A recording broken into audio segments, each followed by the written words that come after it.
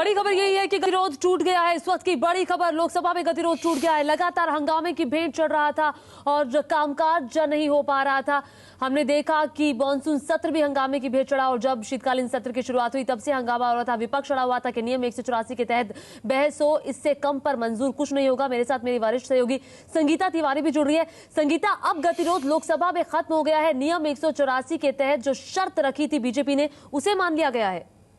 जी हाँ, बिल्कुल। और पिछले दिनों में जो लगातार संसद में गतिरोध का माहौल बना हुआ था, संसद का काम ठप पड़ा हुआ था, वो अब साफ होता नजर आ रहा है और ये साफ दिख रहा है कि सदन की कार्यवाही चलेगी।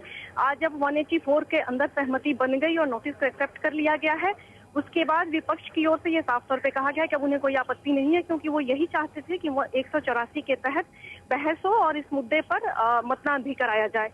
तो वैसे में अभी ये तय माना जाए कि सदन की जो कार्यवाही है वो नियमित तौर पे चलेगी और जो भी काम जो पेंडिंग पड़े हुए हैं उन्हें तेजी के साथ निपटाया जाएगा। लेकिन एक और बात है संगीता, वो ये कि मान तो लिया गया है, लेकिन पहले सरकार की तरफ से पूरा मैनेजमेंट किया गया है कि सभी सहयोगी साथ आए ताकि वोटिंग की नौबत आए तो फिर किरकिरी ना हो। इसका भी पूरा ध्यान पहले रखा गया था। जी हाँ, बिल्कुल, क्योंकि पिछले दिनों में लगातार सरकार की ओर से ये कोशिश थी कि पहले गठबंधन के सभी साथियों को ऑन बोर्ड यानी एक साथ ले लिया जाए इस मुद्दे पर और उसके बाद ही सरकार किसी फैसले तक पहुंचे। और इसी के तहत अगर आप देखें तो पहले सभी पार्टियों की एक बैठक भी बुलाई गई थी, उसके बाद यूपीए कोऑर्डिनेशन की बैठक हुई और उसमें अपने सहयोगी दलों से जिनके थोड़े बहुत इस पे कुछ आपत्तियां थी उनको भी साफ किया गया और उन्हें साथ में लिया गया। साथ ही साथ समाजवादी पार्टी और बीएसपी के साथ भी एक आपसी समझ बनी कि अगर वोटिंग होती है तो वो सरकार को बचाएंगे।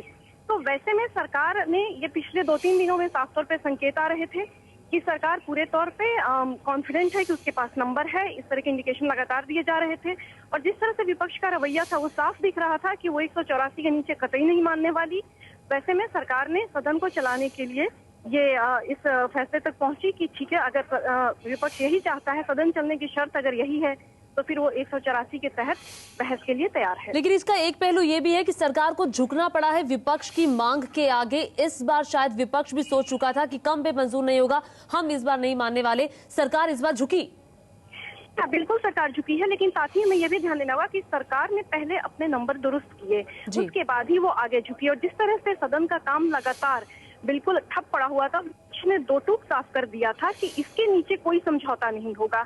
तो वैसे में जब सबसे बड़ा जो विपक्ष जिसके पास नंबर भी है सदन को ठप कराने के लिए, वहां पे हंगामा खड़ा करने के लिए, अगर वो बिल्कुल तैयार नहीं है कि सदन की कार्यवाही बिना इस भरोसे के चलेगी, बिना इस एक्सेप्टेंस के चलेगी, तो जाहिर सी बात है सरकार को ये फैसला करना ही पड़ा।